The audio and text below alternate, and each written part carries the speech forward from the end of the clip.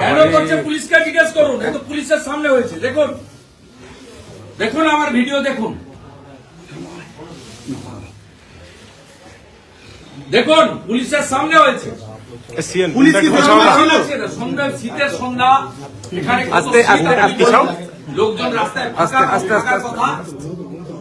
আমি পুরুলিয়া গেছি পাড়াতে কাশীপুর হয়ে, সেখান থেকে ব্যাক করছি, 10 থেকে 12 জন, সামনে 8 থেকে 10 জন পুলিশ তাদেরকে কোলে করছে, কাঠের বাটাম, মোটা বাঁশ।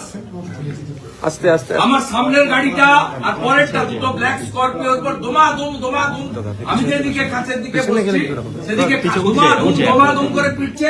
আর এই লোকাল পাবলিককে জিজ্ঞেস করুন, পেট্রোল আর কেরোসিনের জার নিয়ে এসছে গাড়ির উপর ছড়িয়ে, দেশলাই মারবে। দাদা সেই সময় পুলিশ কোথায় ছিল? পুলিশ তো কোলাকুলি করছে, ওদের খবর দিয়েছে তো পুলিশ, আর খবর তো পুলিশ দিয়েছে। এই টাইমে এই পাশ দিয়ে যাবে তো পুলিশ খবর দিয়েছে। এটা তো মডেল। এই এসপি বারুইপুরে একই ঘটনা ঘটেছিল। এই অরুণ গোবরা তখন বারুইপুর থানায় ছিল। ওই জন্য আনা কাল থেকে চলছে। কালকে খড়গপুরে আমাকে 7 জায়গায় আটকানোর প্ল্যান ছিল, করতে পারেনি। দেবরাতে 3 জায়গায় প্ল্যান ছিল, করতে পারেনি। আজকে এখানে করেছে, ভেবেছে এইসব করে দিয়ে একে মেরে দিব, না গাড়ি পুড়িয়ে দিব, না ভেঙে দেবো, এবারে পালিয়ে যাবে ছুটে। পালিয়ে যাওয়ার লোক নই।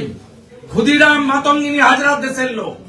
আমি নন্দীগ্রাম না করলে দিদি থেকে দিদিমা হতেন। জঙ্গল মহলে আপনাকে ঢুকতে দেয়নি মমতা ব্যানার্জি কেউ।